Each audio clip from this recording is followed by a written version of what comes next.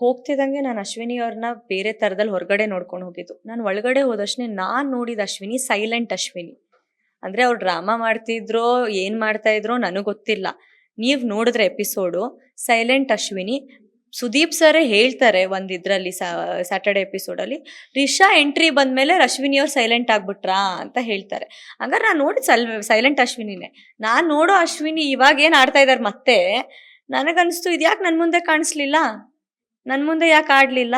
ಆ ರಘು ಸರ್ ಜೊತೆ ಜಗಳ ಆಡ್ದಾಗ್ಲೂ ನಾನು ಹೇಳಿದೀನಿ, ನೀವ್ ಯಾರೀ ಕಲ್ಸಕ್ಕೆ ಬುದ್ಧಿನ, ಬಿಗ್ ಬಾಸ್ ಕಳಿಸ್ತಾರೆ ಅಂತ.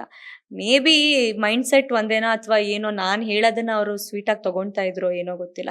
ಎಲ್ಲಾರ್ಗೂ ಎಗ್ರು ಬೀಳೋರು ನೀವು ಅಶ್ವಿನಿ ಅವ್ರು ಬಂದ್ಮೇಲೆ ಕೇಳಬೇಕು, ಯಾಕೆ ರಿಷಾ ಅವ್ರಿಗೆ ಎಗ್ರು ಬೀಳ್ತಾ ಇರಲಿಲ್ಲ ನೀವು, ಯಾಕೆ ಅವ್ರು ಏನಾದ್ರು ಹೇಳಿದ್ರೆ ತಗೊಳ್ತಾ ಇದ್ರಿ ಅಂತ. ನಾನು ಅವ್ರಿಗೆ ಹೇಳಿದ್ದೀನಿ, ನೀವು ಯಾವಾಗಲೂ ಕರೆಕ್ಟ್ ಅಂತ ಅನ್ಕೊಂಬೇಡಿ, ನಿಮ್ದು ಇನ್ನೊಂದು ವರ್ಷನ್ ಇದೆ, ಇನ್ನೊಂದು ಸಾಫ್ಟ್ ವರ್ಷನ್ ಇದೆ, ಕಾಣಿಸಿ ಅಂತ. ಅದು ಗೊತ್ತಿಲ್ಲ, ಮುಂದಿನ ದಿನಗಳಲ್ಲಿ ಅವ್ರಿಗೆ ಬಿಟ್ಟಿದ್ದು, ಹೆಂಗೆ ಇರ್ತಾರೋ ಇಲ್ವೋ. ನಾನು ನೋಡಿದ ಅಶ್ವಿನಿ ಬೇರೆ, ನನ್ನ ಜೊತೆ ಇದ್ದಿದ್ದ ಅಶ್ವಿನಿ ಬೇರೆ. ಸೊ ಜನಕ್ಕೆ ಇಂಪ್ರೆಸ್ ಮಾಡೋಕ್ಕೋಸ್ಕರ ನಾನು ಅಲ್ಲಿ ಜಗಳ ಆಡಿದಿದ್ರೆ ನಾನು ಹೀರೋ ಆಗ್ತಿದ್ನೇನೋ. ಬಟ್ ನನ್ನ ಮನ್ಸಿಗೆ ನಾನು ಹೀರೋ ಆಗ್ತಾ ಇರಲಿಲ್ಲ, ಯಾಕಂದರೆ ಅವ್ರು ನನ್ನ ಕೆಟ್ಟದಾಗ ಏನೂ ಮಾಡಿರಲಿಲ್ಲ.